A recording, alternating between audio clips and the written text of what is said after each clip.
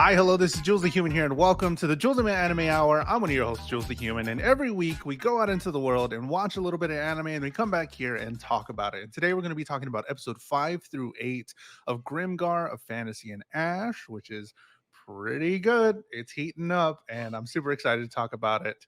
And we have a ton of other anime to choose from once we're done, but at the end of this, whenever we're done watching this anime, we are going to be doing a special surprise episode after that. We'll talk about that a little bit later. But hello to everybody in the Twitch chat. We already see some people saying hi, hello. I'm not going on this anime journey alone. Of course, I go with you, but also my co-host who watches these animes with us, Matt Galley. Matt, how are you doing this week? We're doing good. We're fighting some sinus stuff. I know you said you're feeling a little Yeah. stickies as well. It's pouring rain outside Oh, right really? now. It's definitely a different we're finally getting into the fall season, I guess, and my allergies can stand to attest to that. Yeah, right now I have a um cough drop. My throat's being weird. So, viewers, sorry. I do have my tea as well. Just trying not to cough up and die here on the podcast, but we're going to make it through. I'm very excited as well to start, talking about this week's episodes of Grimgar because so much. It's one of those shows where so much happens, but at the same time not a lot is happening. And once we finally figured out, at least for me, before we get into it, once I finally figured out what they wanted to show us and what they were actually trying to do, it felt a lot better because again, I do talk about switching mindsets a lot whenever I talk about the anime that we watch, but it's because whenever they present to you something, it's like you automatically, since I'm an anime watcher, you automatically go into this mindset of, okay, this is going to be like this is going to be like how I've seen it before, but they really turned it around because when you're presented with isekai, setup sort of, you're like, okay, this is how it's going to go, whatever. But now, once I switched my mindset a little bit and they do explain and I finally understand what story they're trying to tell, it's so good. Hmm. Bubsy, thank you for the 36 months. I appreciate it. Bubsy, I think this was your pick, right? I'm pretty sure this was your pick. It But thank you so is much, Bubsy, for the continued support. You saw the lights going all crazy back there. We 36 got to get months. into it. That's 3 years. 3 years. Oh my god. How many? Thank you so much, Bubsy. Show off that new sub badge. You got the rainbow sub badge. Ooh, look at that. Ooh, looking cool. Claire says, well, where am I? What is this strange world? Who are you people? Where are my clothes? Yeah, you can definitely draw parallels to other shows, and even after watching some of the episodes, as I skitter down into the Crunchyroll comments, and I see comments from 7 years ago when the show was actually airing, and people are comparing it to its contemporaries and how they're so impressed with how this show has really taken its time to draw attention to certain areas that this type of a show usually just doesn't do, like Mm-hmm. flat out. Definitely, which leads us into episode 5, which is really cool. What Matt, an what episode. happens? Yeah, what happens in episode 5? Crying doesn't mean you're weak. Enduring doesn't mean you're strong. So in episode 5, the group post losing their priest, tensions begin to rise and arguments begin to stir, fingers start to get pointed at each other, and they all resolve that they need to settle down, calm down. A familiar face offers to introduce them to a new priest to help fill out their party, being Mary the priest, who initially the entire party has a very hard time getting along with Mary. She seems pretty crass, pretty short, tempered maybe. But she honestly makes very good points given their situations.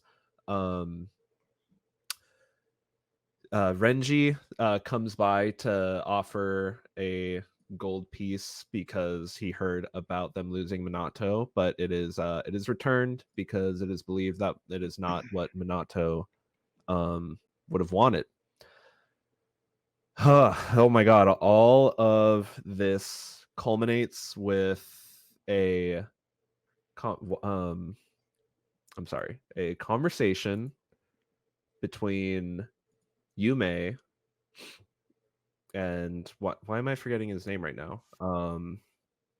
Our main character, whose name I'm somehow forgetting. Haru? Uh, Can you hear me? Haru? um, Yume and Haru have a conversation I where don't know if Matt can I'm hear me. sorry, this is like it gets very emotional. Where they basically have their true emotions come out over the fact that they've lost a dear friend. It's it's a very hard scene to watch, honestly. Sure. Um, and the show kind of plays it off with laughs afterwards, but that's where the show leaves us. Sure.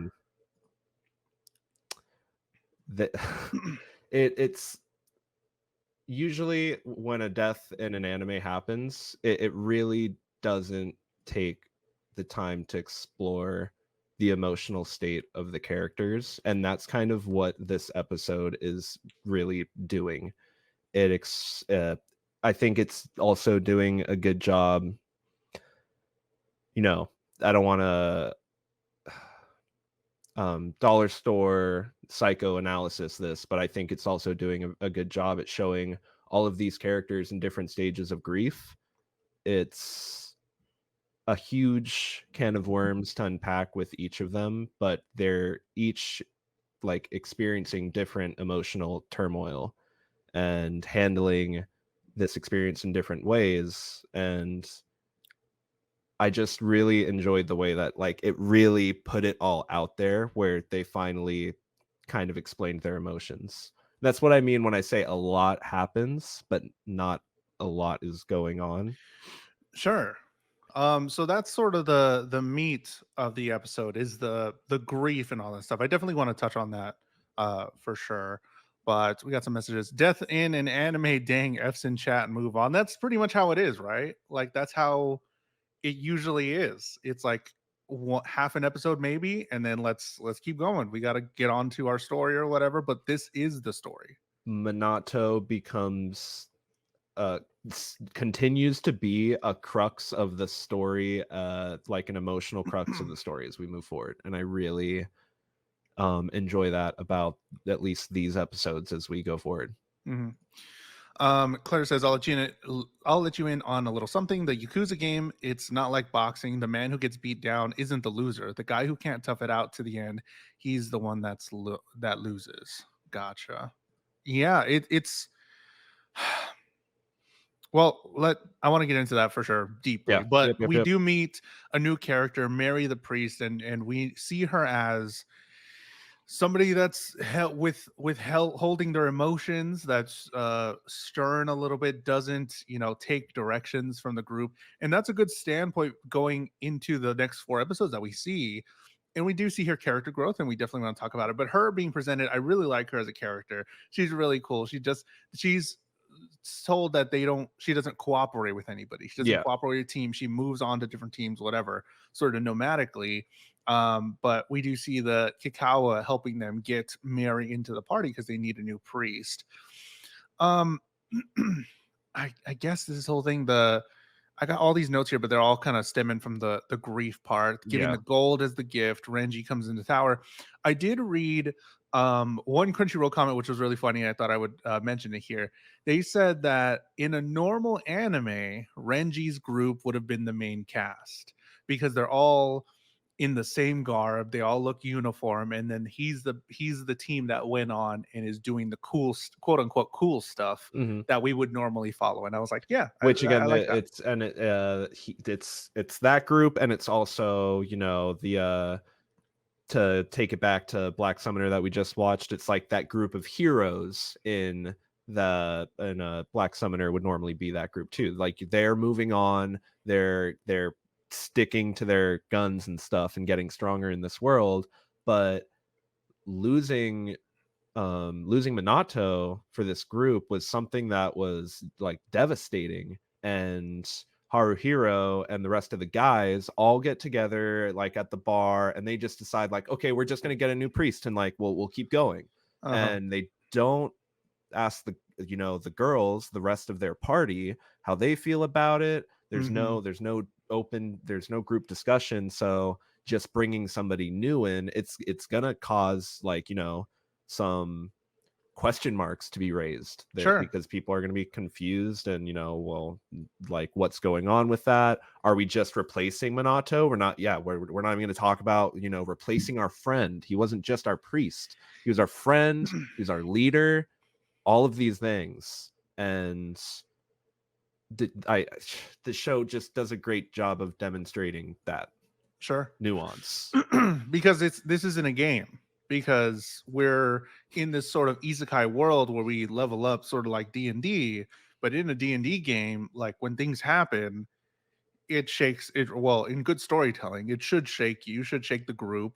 And I don't fault them for trying to move on and try and figure it out, but I do kind of say like I'm glad they learned the lesson they did in Yep. this episode for sure, and going on. It's really nice. Cosmo, thank you for the 31 months. I appreciate it. Thank you for throwing out the lights there. I don't have my alerts on this little thingy. I got to figure out how to do that. But thank you so much. I do appreciate it. Thank you for all the support, everybody. I liked how their teamwork collapses as a result. Yeah, Yeah. it shows And that's the, immediately. and that's the thing that, again, Haruhiro was the one. I'm sorry, not Haruhiro. Minato was the one kind of keeping them in synchronization. He was the one creating the plans and, being the brain of the operation, so to speak. And I do think that, like, just before this thought leaves my brain, that it's the way that Haruhiro just kind of stepped into the position and stuff and took on the roles that Minato usually carries, because, he's the one that Mary starts asking, well, where are we going? And he's the one Hmm. answering, and everybody's like looking to him, and he's just kind of taking up that role. And I do think that that Minato saw Haruhiro as somebody, as like, that was his like second in command. That was Hmm. like the co-captain, Hmm. so to speak.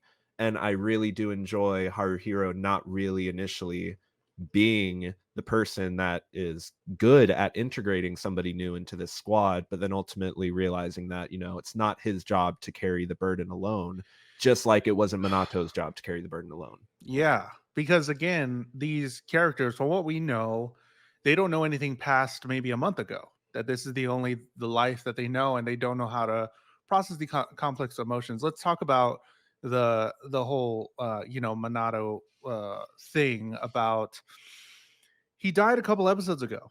We are still here. We are still stuck in this place, but it doesn't feel stagnant. And it's something to be said for an anime to really double down. They really knew that they wanted to uh dive into grief, dive into them losing a friend, because they consistently say that they were all friends. They're all friends here, but then when the reality of their situation hit, they are killing people, or killing not zombies, killing goblins, and their life is at stake every single time, and them finally realizing it, and for them to still be going through it and still not communicating. They're like Claire said, their fighting styles did not hold up to how they were doing it before with their full party, and it's showing in everybody's character, and I love that. I love that it shows still. I love that they had to go through this. And if you've I don't know how deep we want to get here, but I was reading some of the comments, the delayed response to grieving, because they still aren't over it. Mhm. They're still emotionally haven't been hit by it, some of them, and they haven't had anybody to talk to, as we see in this last sort of scene here, where it's like, I've had all this stuff, man, and it sucks and it Yeah. hurts and I don't know what to do, and I just feel numb. And that's so humanizing to these characters that we're watching on the screen, because if you have lost somebody or something, you feel that. You feel it goes through everything. You feel stunned, you feel emotion, but not none emotion at all at some point. And then after a while, it's just like, oh, here it is. Like, oh man, they're not here anymore. And it sucks Yeah. and it hurts and it's full of everything. And it's like they're exploring that. in this episode, and it's been one of my favorite episodes because it's just like, oh, you're going there and you're really doubling down and you're doing a really good job of it. Claire said, I figured it was more. This is the guy he risked and lost his life for, so he feels obligated to take on the role. True. No, Yeah, yeah. that could be going through his head too, for sure. Because yeah, like you said, he got hit in the back, and yeah, he was there trying to help him out. And also, he never got to hear what Minato was going to say to him, but I don't think that's in his mind anymore. But he does, go and see him for guidance, sort of, in the spiritual world a little bit. But And that's what I mean when I say that he continues to be an emotional, like, not crutch, but an emotional part of the story as we move forward. Because he's like almost in a way like a part of Haruhiro's like conscience at this point. This is like when sure. he's in a moment of self-doubt and stuff. He keeps saying, "What would Minato do? What would Minato do?" So like when he's in these quiet moments by himself, he will start to see the visage of Minato, which is just probably supposed to be representative of what he thinks Minato would say to him. For sure. And I'm as the little ticker is saying, I'm just really sad that I wouldn't have gotten to experience these 4 episodes, because last week I was just like not really feeling it, not Yeah. feeling it. And if I was to watch this on my own without having to do a podcast about it, I probably wouldn't have continued. Yeah, I But don't know. I don't know if I would have, their honestly. time spent on this and the way that they divulge into all these emotions and stuff, it's like really good. And the episodes to come that we're going to talk about, really good. So I'm kind of sad that I would never have, finished it on my own, but I'm glad that we're here, and I'm glad that we have the podcast because I get to experience this kind of stuff. Episode 6, her circumstances. Matt, what happens in episode 6? So in episode 6, we get to see the party decide that maybe taking steps towards being nicer to Mary would help her feel integrated into the group, because if they don't reach out to her, why should she reach out to them? So they start to try to be, more friendly, throw nicer gestures her way, and it does seem like she's being a bit more cordial with them, all minus all minus Renata. Why am Yeah. I Ranta. Ranta? Thank you. You think? Um in the tavern, we see Mary speaking to Shinohara, who's a member of this prestigious group. And then after that, Haruhiro has a little bit of an aside with Minato. They continue to gain ground with Mary, Mary continuing to get more comfortable with the team until the party seeks out like information on Mary and her past, and we get to learn that unfortunately in one of her previous groups, she feels responsible for the loss of 3 of her friends. Hmm. My first thought when they were fighting in the beginning, because there was like a fight scene in the beginning, I was like, does she not have any buffs? Do priests not have any buffs? Because like they're mainly trying to do the healing part, but who's buffing the people? Do Mhm. they not have any buffing spells? No I thought she bard, was a little bit sorry. higher. No bard, not even a priest can do like some kind of AoE. No. No bard, sorry. Okay.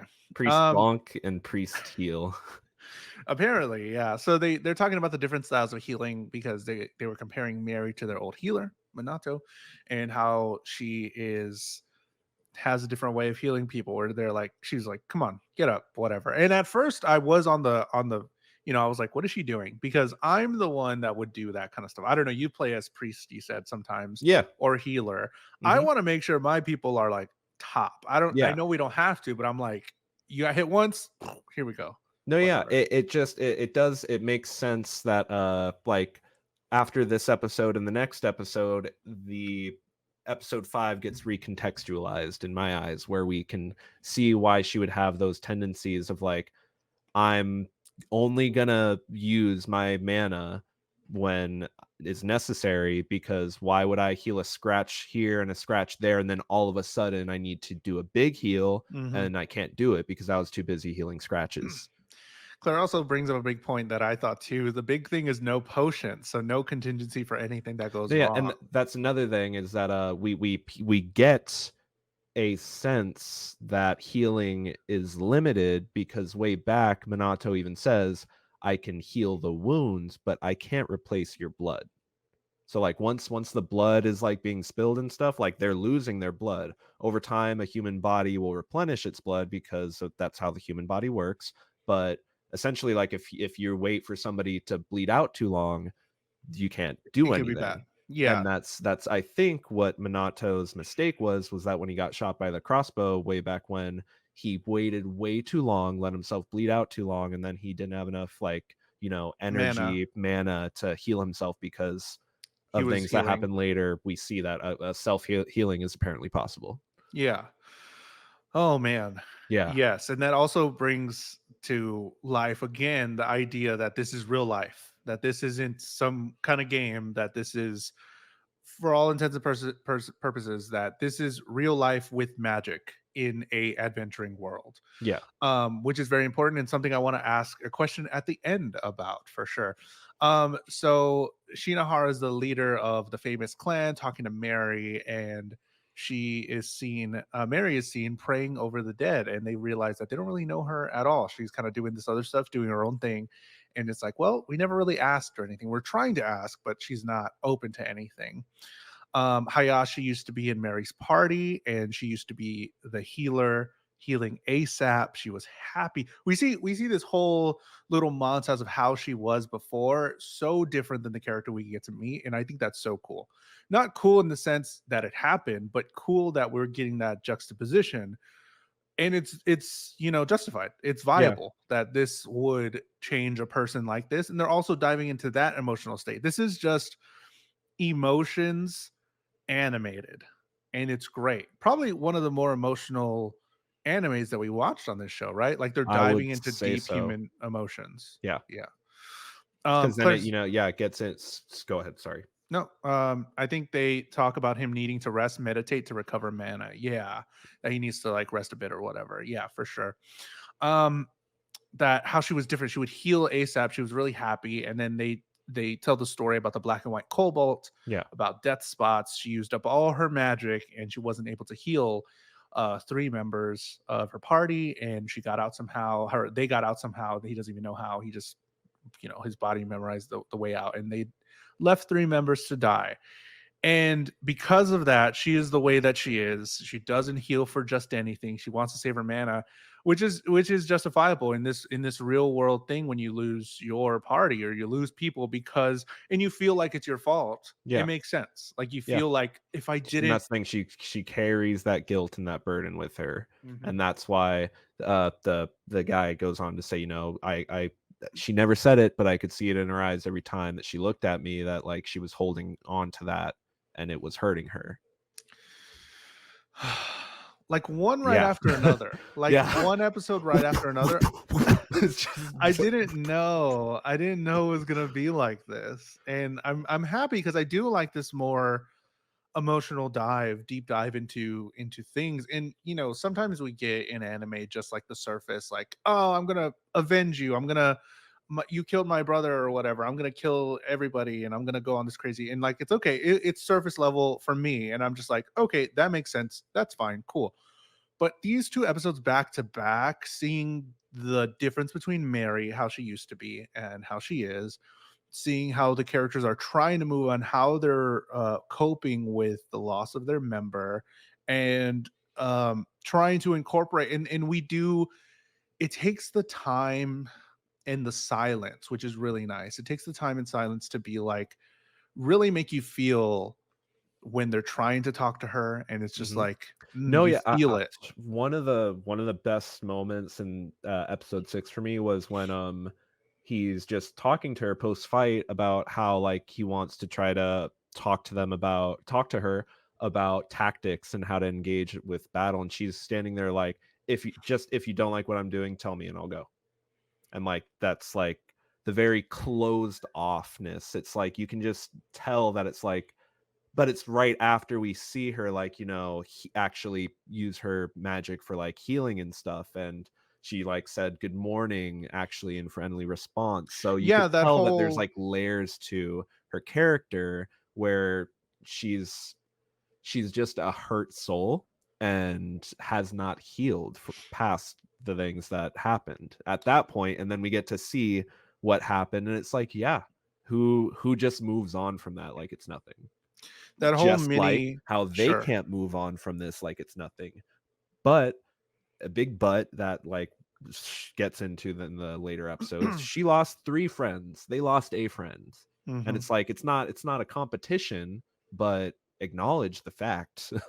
That we're both in the same boat, sort of, and we're closer to knowing how you feel than you think. Exactly. The mini goal or the mini arc of, her saying goodbye or see you tomorrow and all this stuff really was really great for me because you do see the time it took, the passing of time, and it was just enough to, let us know how much time it takes to get to one point and Yeah, how much time it took for her to open up a little bit or not to open up. it doesn't And happen right away. It's a yeah, which is process. great and it It's feels a earned. process. Yes, it feels If exactly. It feels earned, and it's rewarding. It feels rewarding because it takes the time. because Yes. after all this, and it's like, see you tomorrow, see you tomorrow. It's like, oh, yes, thank you. And it feels great. Bubsy says the title Fire and Ash feels like a giveaway now because Ash is left over after a fire, and this show deals with the outcomes of battle. Really cool. I do remember them specifically calling Monato's, they say the ash, and they let the ash go into, so I thought that was kind of allusion to that they're probably going to deal with this for a while, and it was correct. I like Death Spots as a name too. It's dumb and exactly what people who know to run from the spotted kobold will call it. They're like, oh, Death Spots, I don't know. I'm not sure it is just her being hurt either. She's also forcing them to cope without her and prove themselves. True, she also wants to know, um are they worthy? I guess, or there's some aspect to it, I think, where she's just like, I don't know, is this the group, is this Yeah, the one, because she's still trying to find a place because she's way over leveled. uh well, we don't know for that, them. but He says yes, that, for like, them. she has levels on them, and, like, yeah, she says, "You guys are sloppy, you guys are a mess, yada, yada, yada," but as time moves forward, we see her, like, show some softness towards them, Mm-hmm. Bubsy says, true. Is this a group who isn't just going to die or sacrifice her in the front lines? True. So there's a lot of especially after trust. asking her to fight. Yeah, And she's asking like, the "I'm not gonna fight priest, the goblins." asking the They're priest like, to go up "Why front. not?" "Well, I'm a priest." Yeah, duh. That's where Um, she leaves it. for sure. So, Matt, let's get into episode 7. What happens in episode 7? They were called Goblin Slayers. So, yes, episode 7, we get the back of the story about Mary wandering from place to place, and, they decide, well, we're gonna, talk to her about it. So they talk to Mary, and they kind of just lay it all out there for Mary, and she continues to be a little apprehensive to integrate completely into their group, but she continues to be a part of the party, who goes on to become known as Goblin Slayers because of all the hunting in Demoro that they've been doing. Um, some cool stuff happens with fight scenes where we get to see them moving through Demoro as they hunt goblin after goblin before Haru finally reminisces under the night sky, uh, wishing that he could show Minato how their party looks now, Mm-hmm. as they have grown stronger. It's a this is a good transition episode. Sure. Not too bad. Claire says, I don't think it's about protecting herself. I think it's about ensuring they know they have to cope without her and can't rush in carelessly. Also, a trait they need to know because they were not fighting well together. And something, there's no hero adventurer handbook, and they seem to have picked their traits and classes out of a hat, and they're just like, I want to be this, okay. But apparently their teachers didn't know how to teach them how to work together. They taught them No, their skills, their skills. but they Yeah, don't know how to work together. So it yeah. is also her trying to help them, because apparently nobody knows, or nobody has, That's why. helped them at all how This to is why be a party. Final Fantasy 14 has a whole little, side path about, how to perform your role in a party. A You whole side can't do quest. everything. You can't do Yeah, everything. you You gotta can only know. do your parts, and Sure. then that's how the party comes together to be successful. And you even have, you have a what's the guy in the I didn't write his name down, but the guy that introduced them to Mary, he like kind of borderline teases and mocks them, because he's like, yeah, come on, you guys, it's basics. The warriors just go up front, do everything they can to protect the Kakawa. priest, and then you just win. It's great. But like, he's literally rubbing their noses in it, that like, you guys couldn't do the basics right. You And really, y'all are still down here. exactly. Y'all are still down here. We're already going. We're doing our thing. We're probably close to the queen in the castle that's being held hostage by Exactly. He's Bowser or just something, dropping a gold coin on the table for them. which is 100 Renji, silver. I which wrote is that 100 down silvers. because I thought that was going to be important, but money is not important. If everyone brings snacks and no one brings beer, you're in for a bad time. True. So during this episode, they show what happened that day facing the Cobalt. They show what happened in the past about them Yeah, facing the Cobalt. it actually flashbacks. Flashbacks there, sharing the death of Minato to Mary, and them starting to think and really trying to enforce the idea of a Mary as a friend. We do see, I guess, sort of a mini montage of new gear and shopping, and Yeah, I do like the way they're handling this now, because they know they don't have a whole lot of time left. They're like, here's this, whatever. Mary joins them for dinner. I really like this little montage here because it shows us without telling us specifically. It show shows don't us, tell. Show don't tell. yeah, and it feels good. It feels like when you see Mary there at the table, some changes happened. You see them sort of working together, and you're like, it's a good montage of them slowly progressing to what they need to do, learning new spells and abilities. They kind of talk about that. Mhm. A light.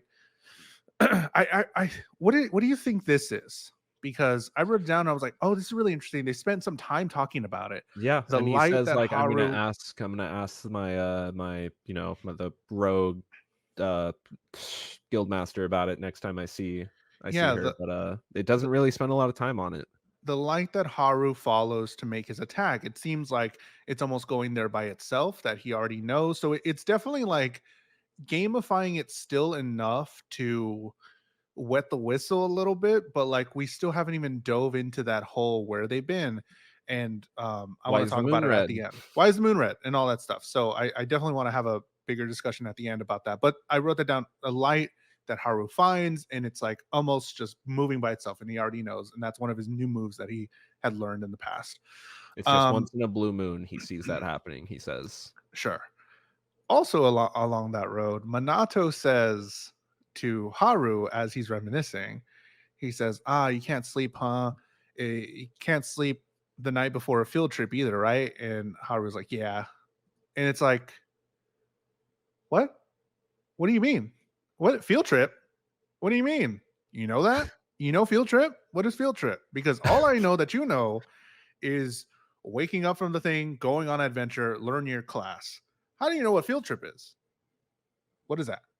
I just thought it was interesting and something. I was like, what? There's also some I just information. accepted it in the moment. Yeah, he was like, almost like you can't sleep the night before a field trip. He's like, yeah, all right. So, and I was like, wait, no, this is big. What do you mean? You know this? You know these words? You know what field trip I know means? some of these words. But you don't know video games? Small slips of the suppressed memory. Maybe, I don't know. They've been in Grimgar question mark amount of days. Yeah, We don't he know says he time. lost track. Yeah. We lost track of time. Somewhere before the montages, it was a month, and then later on, now after the whole montage stuff, we don't know. So, um, like how the warrior guy carved up a plane. Oh, true. Because what's his name? The big guy. He's just carving up some Moguzo? stuff. Moguzo. He's like, oh, look cool. All right. And it's like, wait, what? So this was a cool transition episode into episode 8, which is what I think is like the closing of a smaller arc of what they were trying to tell, and then they're probably going to go on. A lot of people were saying after episode 8, people I read a lot of comments on these 4 episodes. A lot of people were like, if it ended this way, if this was the end of it, I would have been okay. For me, not so much, but Not we'll so talk much. about I it. don't think so. Yeah. Episode 8, in my memories with you, what happened in episode 8? So we see the party cooperate to take down this like goblin hideout. However, along the way, Mary gets struck with a crossbow bolt, ringing back, a previous situation where they lost Minato. Thankfully, Mary just, you know, felt a little wounded and was able to heal herself up. And they use the spoils from the raid on the goblin hideout to buy their volunteer soldier Badges or badges. Yeah, their badges. They buy their necklace? badges, and then they visit Minato's grave to leave a badge for him as well. Haruhiro and Mary Mary. have a bit of a moment where Mary actually lightens up, smiles, and has some softness in her eyes for the first time when talking to him, before they tell each other that they'll, see you tomorrow. See you tomorrow. Maybe see Excuse you me. tomorrow will be our always. Sure. Yeah. Yep. Let's put "see you tomorrow" on a shirt. Um, so we see the development of Mary calling Haru Hao. Um, and we also see like this epic fight scene, right? Like Yeah. some really cool stuff. And I want to talk about this fight scene for sure. But uh, I noticed it too, and I wanted to see if anybody else in the comments had noticed it too. But like the goblins are vibing. Like Yeah. the goblins are chilling. I've never seen goblin play chess before, and I don't know that they know their brain is apparently developed enough to learn like chess moves, but I mean that makes sense that they know tactics a little bit. And it's like they're just chilling. They're playing chess. We've never seen them attack a human. We never see them do raiding parties into the village. So I have a whole bunch more questions. What do the goblins eat? And what are they guarding? What are they doing there? And why have these humans tried to make this whole race extinct? Because they're just Well, vibing. that's the thing. Like their party is, but the way that everybody's reacting, it seems like they're the only people that go out and hunt But goblins. they get money from bringing back goblin ears. Yeah, So why? Why would you do that? Like because they're it's like volunteer soldiers. I guess it's like They're saying supposed to quell the threat of oncoming enemy, like, monsters from the borderlands, because they're in like this borderland region. That's what we're told. That's what the show like kind of set up, Matt, was like, maybe we are the monsters. yeah, exactly, maybe. But the way, like, that's what what's his name starts saying. He's like, why are we even doing this? Who cares about being a dark knight, a warrior or thief? Like, they just, who decided this for us? Like, he raised a bunch of pretty good questions, but then ultimately they all kind of got ignored. And at one point in one of the past episodes, there's a moment where he's just like, you guys just keep ignoring everything that I say. And Haruhiro is actually like, okay, I'm sorry if that's Yeah. how you feel. Hmm. Like, even that moment too, where it's like it treats these characters with like nuance, with like they're actually, like, like they're not just characters Yeah. portraying in a show. They feel like humans with emotions, and that, emotions are going to collide with each other, and they're not always going to be getting along, and sometimes they're going to push each other's buttons, but at the end of the day, they're all friends that are trying to, get by in this world. Because in a normal anime, the loudmouth tsundere or whatever would usually just make the joke and then everybody would ignore him and say, "Hey, you talk too much, shut up," or whatever. But like him actually acknowledging that, that, hey, you don't listen to me, and that kind of sucks. And them actually responding, it's like, oh, you would not do that in a different anime. This is so cool. Like I love that those little things that are like, oh yeah, okay, let's take a break from this whole action, haha, hee hee fantasy stuff. And it's like, no, wait, this kind of hurt me a little bit. And it's like, oh, okay, I'm sorry. This is cool. And it's like, oh, it's so cool. Which brings it back to the goblins are playing chess. They're Yeah. not holding anybody's head on a pike. They killed Minato because we are the invaders. The adventuring party are I'm gonna roll with it. We're the bad, we're the monsters this entire time. We are the villains. We're following a villain party at the extinction of the goblin at the goblin bloodline. Um, they know how humans fight, which was really cool. This whole fighting. What did you think about the fighting before, Mary got shot and stuff? How they develop it as a group. We see them sort of working together. We see some spells. We see some movement in the fighting. How would you grade like this fight Yeah, it, scene? it's an engaging fight scene, and I like how it all happens, and the sequence where you get to see each of them like have a little moment. Yume is the one to kind of take down the lookout, the sniper, because she's fine. We see that she's finally getting good with her ranged attacks. She's finally proficient with her bow, and then yeah, from there everybody plays their part, so to speak, and it's really cool to see all of these characters be able to tackle something where at the start of the show they were struggling literally to just defeat a single goblin. Hmm. So that's definitely development from where we see it feels earned, but it also doesn't it doesn't get me going like the other And I emotional it's stuff is, which is fine because in an anime, uh, somebody gets super overpowered, and I'm like, yes, they Yeah, finally did it or exactly, whatever, and it's exactly. like, They're struggling ah, through this though. It's a fight, it's a struggle, it's a battle, it's a fight to the death, which is because definitely more real again, like the opening lines of the show say, they're fighting for their lives too. every They single don't time. want to die. Yeah.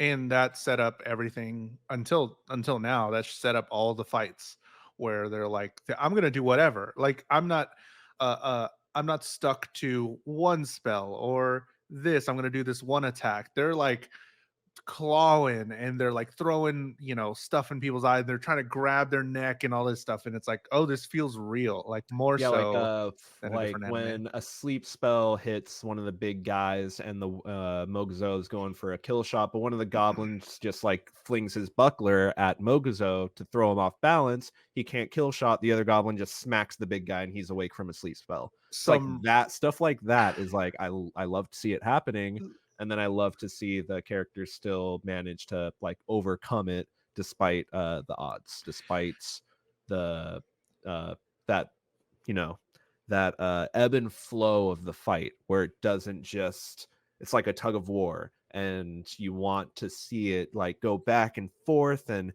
you want it to kind of always not feel like exactly who's going to win. You don't want them to just walk in and the rope just be completely pulled one way and then it's over, because then it's not exciting. Yeah, I mean, even the tactical mind of Haru, which I thought was really cool, was him throwing his coat out of the window before he jumped out. And I was like, yo, okay, like this is cool. Where the goblin automatically shot the robe and he was like, wait, what? And then him coming out, jumping out and starting to fight. I was like, this is great. I was like, I love this battle for what it was because of the fluidness of the motion in the animation, but also because of the real tactics that were happening there in a fantasy setting. It's not just, I'm gonna do the Almost like, bigger power. I'm gonna do the yes. stronger spell. I'm gonna do the bigger thing. It's I yeah, I have to they learn that they have to use their abilities in combination with, yeah, tactics and strategy, because why aren't they falling for my attack? Because they know how to fight humans. So we get another arrow to the back We for get a another arrow priest, to the back. and we need to invest in some back armor for these priests because they just keep going down. Did you think that Mary was going to die there? Because I did. I I shouted like she was. I definitely think I thought that that was gonna happen, even though like everything was like no, everything in me was saying no, it can't be happening. because she was conserving her mana or whatever, and she Exactly. was only healing when she needed to. But like, still, that sucks. And like, that could be triggering for the group. Maybe if Yeah. they spent some time, they probably could have explored that. Like Haru could have, they could have probably explored if Haru was there. Was Haru was there, right? Yeah. Um, yeah, him just being like, not you too. Like, oh, Yeah. they probably could have. That could have been another emotional beat that they could have done. But I like what they did there, where she didn't end up dying. But at the moment, I was like, hold on, Yeah, that that is too. something that I wanted to bring up is that like ultimately what do you think the impact of her getting shot is if ultimately like she's immediately like no, it's fine, it just hurts a little. Like is it just for that and like immediate shock value, or are they like is it trying to like, set up some sort of thing where they're trying to say something about they have become like, they what's the word? They're not going to let previous mistakes happen again, so they're going I to think so, or that she's a competent healer, and we're not saying Minato was not competent, but she knows her what to do now, and she's overcome it. So I think that's what it is, that she has learned from her mistake of killing the whole party and conserving her mana and stuff like that. So I think it was more about her in a new spot and character development for her as a healer or as a priest. gotcha.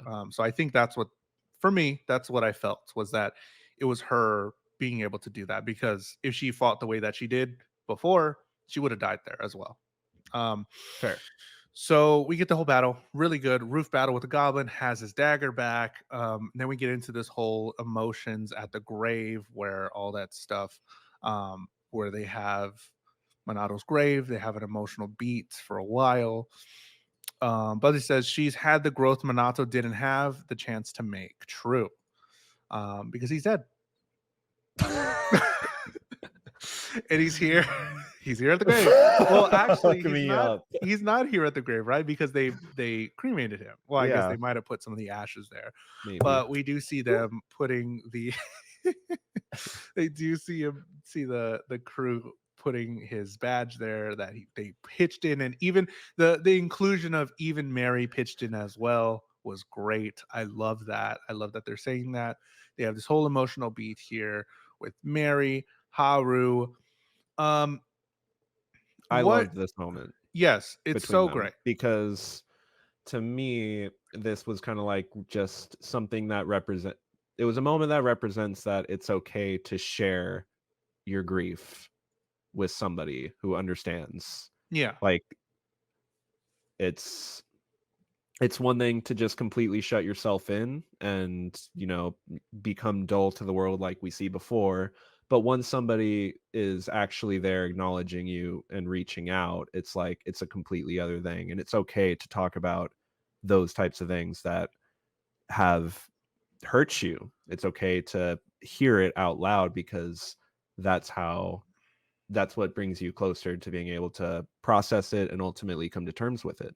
And I Hmm. think that's what where Mary is at, where she's at a point, thanks to this party that she's found, where she's finally coming to terms and processing the fact that I lost 3 friends, but that's okay because I'm never going to let it happen again. Hmm.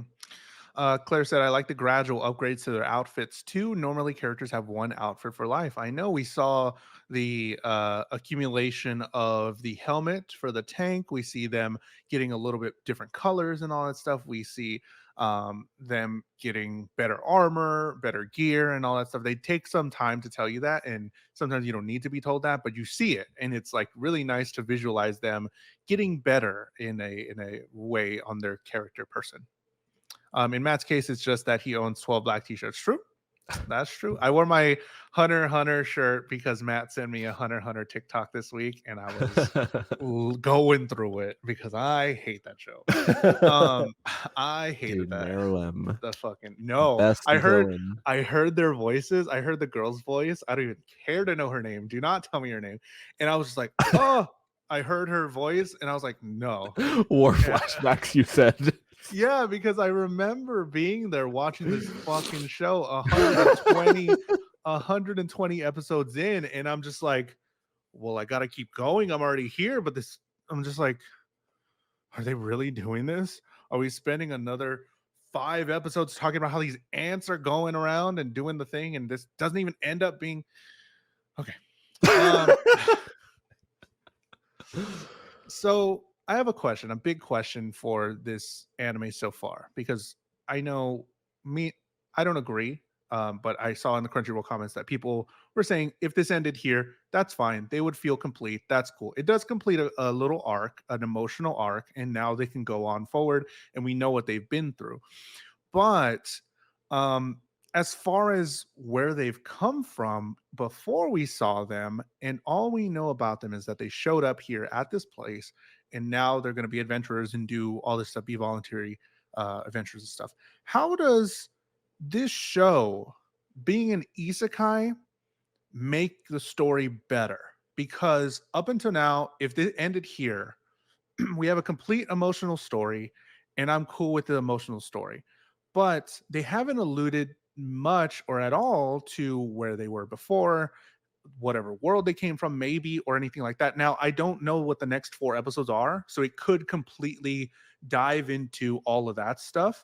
But so far, my idea is that it has not complemented the story at all for them to be isekai'd in here. And I think the story would have been better if they all just became adventurers at a certain age and they trained into these classes and stuff, and they had to find each other and they became friends and stuff, and they would live in the I see world. what you mean. So does the isekai aspect of the show so far complement the show, or would it be better if it was just adventurers being in a show? Because right now it feels like they got isekai because that's the cool thing to do. Yeah. So So the this is something that came across my mind. I I had a passing thought where I started to see that isekai element of the show um as a parallel for like going to war. Um where you have all of these people who are these volunteer soldiers in these unknown environments where they're killing the other in order to continue their way of life, and they don't know where each other came from before this time, sure. because compare that to like boot camp or whatever. And You don't know anybody's personal life. yeah, You just yeah, know that through y'all are on the through same through side boot camp and now. stuff, you're all on the same side, and so through all that, you come out the other end, you're soldiers in the field, etc.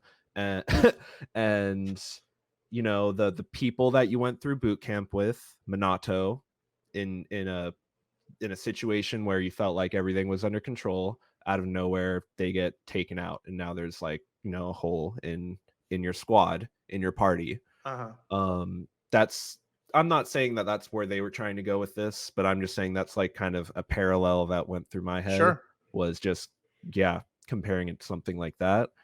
um Bubsy says, I think it complements the show with how much they didn't know about the world, but it could definitely play in more. Yeah. And for all we know, because me and Matt haven't seen the next 4 episodes, they could completely dive into where they came from, all the past memories. They could be in a video game, all that stuff. We don't know.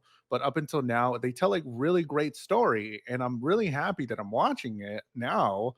But like I'm thinking about, there's not enough for me to want it to be isekai'd, and maybe I would have liked the story more, or maybe it would have been too bland if it was just, oh, I'm 12 now, I get to go out and be an adventurer and learn these skills and stuff. Maybe that would have been not fun enough. I don't know, but Claire says they seem to have a clear narrative. I'm surprised they want to waste the time they have on it. It's not adding anything. Yeah, no, I don't think it adds anything. What I was touching on was more just a parallel that I was thinking of, or sure. like a comparison.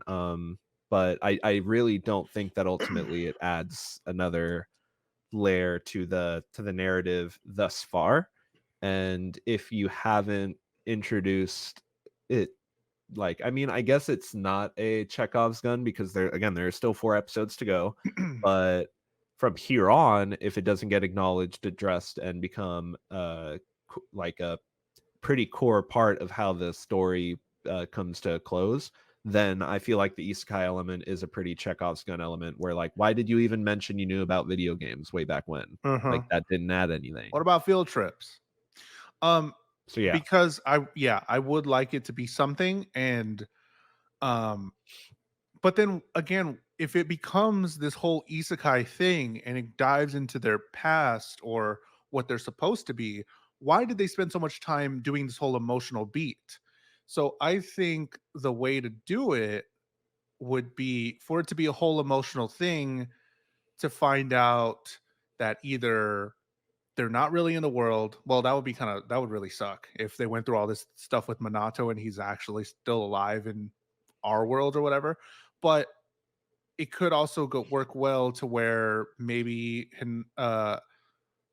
they were brothers, like Haru and Minato were brothers or something, and it could add another emotional beat. I don't know. I'm trying to like grab at something because I really don't know where the next 4 episodes are going to go. Do you have any ideas? man. I don't know where it's gonna go, but I want, for some reason, by the 12th episode, for like we say, I want the entire world to be at at potential risk of being destroyed by the end of the 12th episode. Shit. I want these stakes to be over the top, or I want I don't know. Man. I just did that real quick. That one's good. There's so many different ways this show could go from here that would provide a satisfying conclusion, I feel like, because like everybody is saying, that is a very satisfying like arc, but there's still so much more to explore for sure. Mm-hmm. Ellie says, "Hi, Julesy. I thought the title says Grimace of Fantasy. Grimace Shake of Fantasy and Ash. That's next season, I think. Yeah. Where's Grimace been? What has he been up to?" Claire says, "I want these steaks to be prepared by a skilled chef and served to me with a nice bottle of alchemically enhanced wine." So, steaks, man. We are at the end of the episode 5 through 8 of Grimgar of Fantasy and Ash. And next week, we're going to be talking about the end of the anime, episode 9 through 12. It's only 12 episodes, right? 9 through 12. We're going to be talking about episode 9 through 12.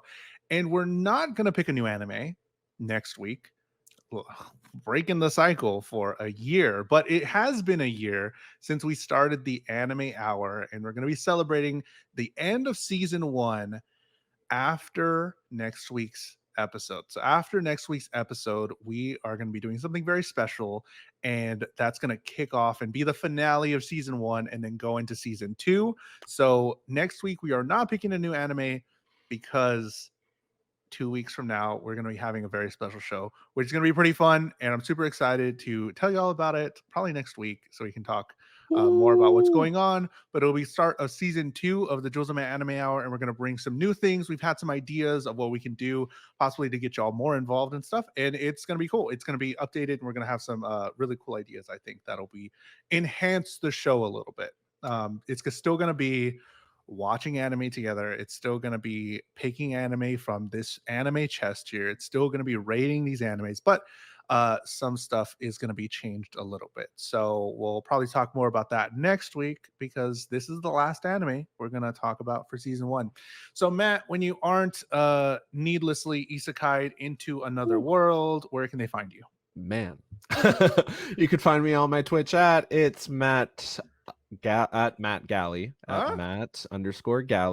on my Twitch at Matt_Galley, or you can follow me on any of my socials at an ITS at the front at it's Matt_Galley. When we're not here talking about our special plans for season 2, where can the people find you?